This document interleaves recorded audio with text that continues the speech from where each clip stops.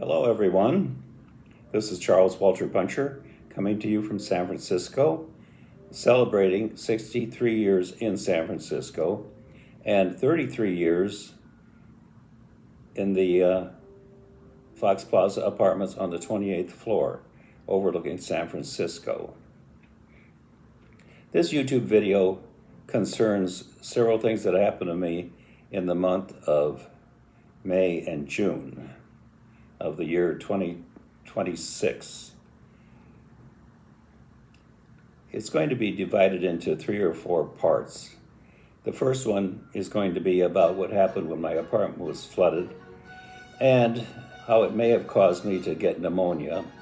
And the next several sections are going to be about what happened when I was at the Veterans Hospital in San Francisco, some humorous things that I think you might enjoy. We'll start out with the flooding. It was May 18th. It was 10 o'clock at night, and I'm sitting on the couch in the living room. And I heard all this noise outside. The fire alarm went off, but everybody ignores them. And I wondered why there was all these men talking out there. It sounded like 10 or more. And then a neighbor across the hall was talking to them. So I decided to get up and see what was going on. I stepped off of the carpet and onto the wood floor in the dining area. And there was about 2 inches of water all over everything. It was in the kitchen, it was in the hallway to the front door, and it was in the hallway going to the bedroom and into the bathroom. The carpet was getting soaked along the edge of the living room and the bedroom. I propped open the front door, and there were about 10 firemen sweeping up water. They had a machine there to suck up the water, and somebody had gone in and ripped out the sprinkler system for fire prevention in the garbage room and purposely kept the door open so the water sprayed out, hit the other wall, and it ran all over the elevators and all the way down the hall, and it went into about 12 or 14 apartments. My apartment was a mess, but I got the firemen to take these big squeegees they had and sweep out the water in my apartment, so that was a lifesaver to a degree. The next morning, there was quite a bit of water that was left, but it had dried quite a bit, and I heard a knock on the door at 9 a.m., and it was the disaster recovery team. They came in and ripped out half of the carpet in the bedroom and the living room and put big fans and dehumidifiers in that blew day and night for 4 days. So I had to live with all this dust and noise and everything. So people think I may have gotten pneumonia from breathing in all of this garbage that was floating around in the air. So I ended up coughing, and I went to the VA emergency room and ended up in the hospital for 9 days with pneumonia in my left lung and liquids or fluids on both of my lungs.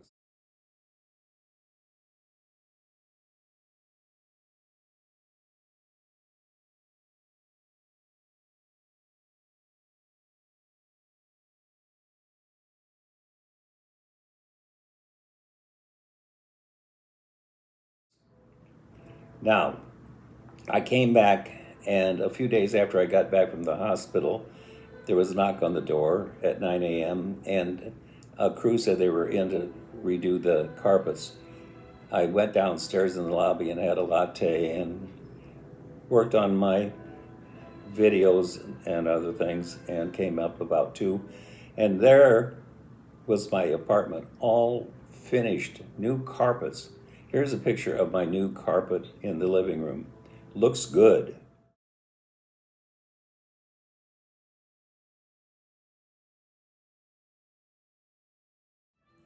I coughed for 3 or 4 days and then decided I should go to the emergency room at the VA hospital. And of course, they were irritated with me that I hadn't come in earlier. They put me in bed and did all kinds of tests, CT scans, and so on, and started to fill me with lots of water because I was dehydrated. And then they put me in a bed next to the nursing station for emergency patients in the hospital. I was in there from, I think, around 3:30 or 4 until 7 at night. And suddenly they came in and said they were moving me into a room with another patient because they'd had 5 or 6 people come in with the same situation. They said something was going around. So off I went to my new room and my new roommate. His name was Frank, and it was interesting. He was born in Germany, and after the Russian occupation, where they killed almost all of his family, his father found him, and with a little luck, they had some religious group in Northern California pay for them and got them to the United States. Now Frank is 82 and I'm 86. His wife is 70 years old, and both were very, very nice, and we had a wonderful time, he and I, talking every day, and we were very nice to each other, no loud noises or anything. Now, I had to laugh because I heard him bitching about having to swallow this horse pill. Well, it was a pill cam. He was having some type of a heart problem, and they were wondering if they should go in and do surgery and put a new valve in or a clamp, but he was bleeding internally, and they did a colonoscopy, but they couldn't find what was wrong, so they told him he had to swallow this pill.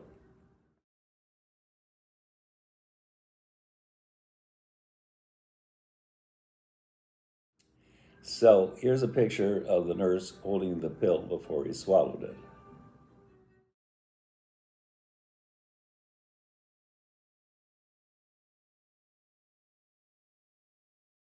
Now, all I heard was lots of bitching and moaning and going to the bathroom all the time because he wanted to make sure when it came out, he could capture it just to show everybody that it had gone through, plus the doctor would want to know.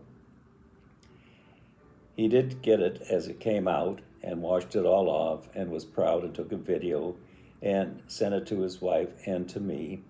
And of course, his wife and I both cracked up laughing because we said he had to take his hot little hand and reach over and pick up the pill cam, and we were shocked. 24 hours later, it still was flashing and taking pictures. How could this little thing with the battery in it still be flashing every second and taking pictures? Unbelievable. Well, they found out that he was not bleeding internally, so they were going to be able to go ahead with the operation.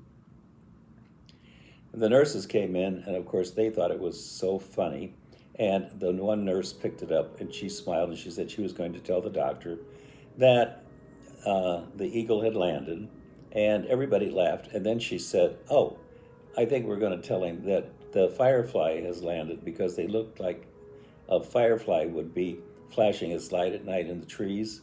So of course now the pill cam had a new name. It was a firefly camera, and we just had a good laugh about that. Frank did eventually have an operation, but they put a clamp on for the time being, and sometime in the future he probably will have more surgery, but as far as things go, it came out all right. I mean, the operation.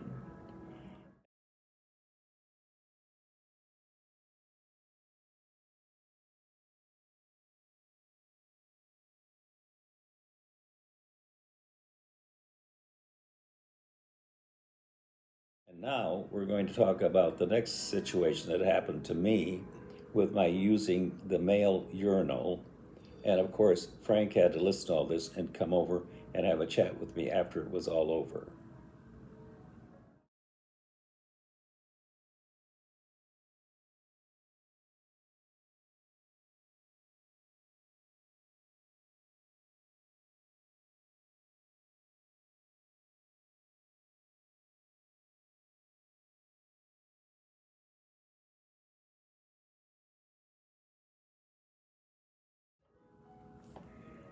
Now we'll get to Chuck's exciting time in the hospital.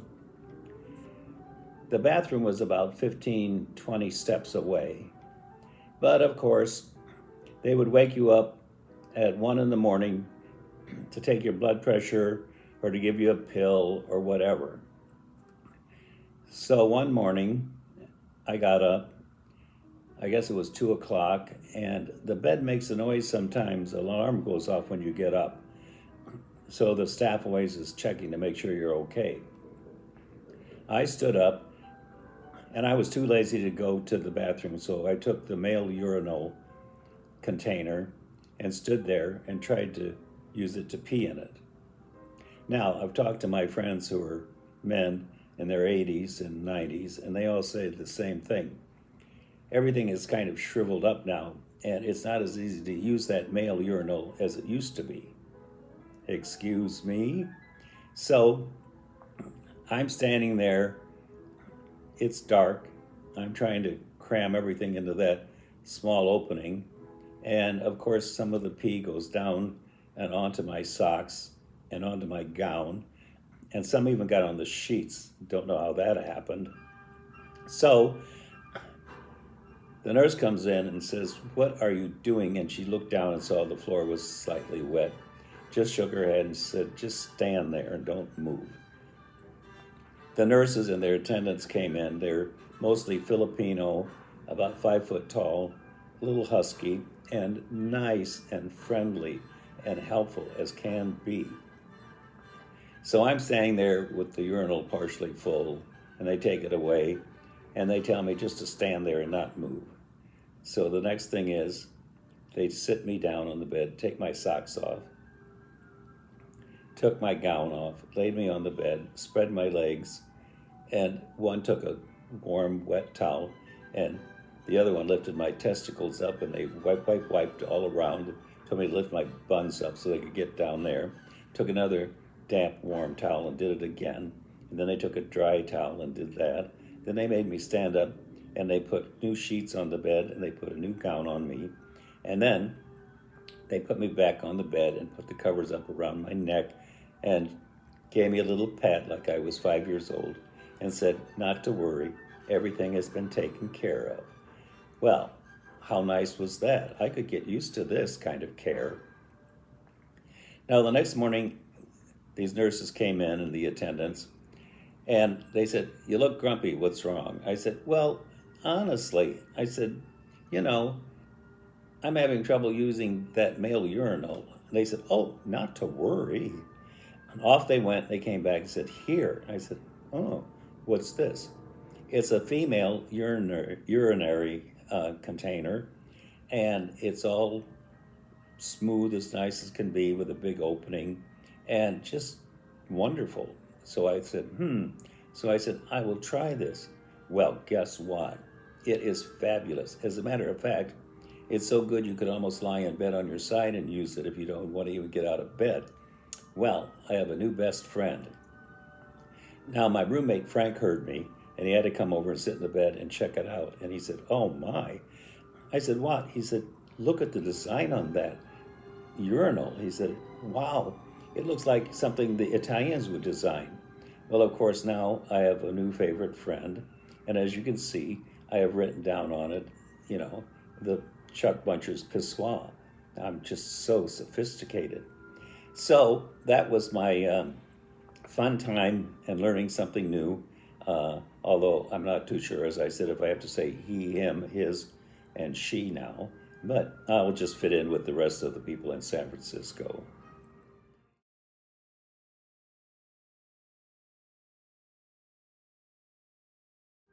The other nice thing was they walked me around the aisles to make sure that I was okay, and they had a walker, and they said, "Oh, don't worry about it, you're going to get to take this home."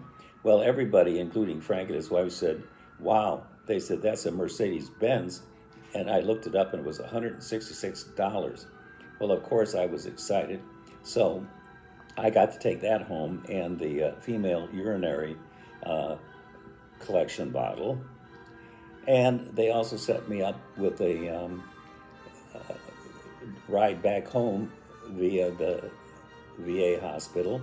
It was a large handicapped bus, and they helped me get on the bus with my walker and all that stuff. And then they took me home and made sure that I got out and opened up the walker and made sure that I got into the lobby of my building, and off they went. So that was my exciting experience in the hospital.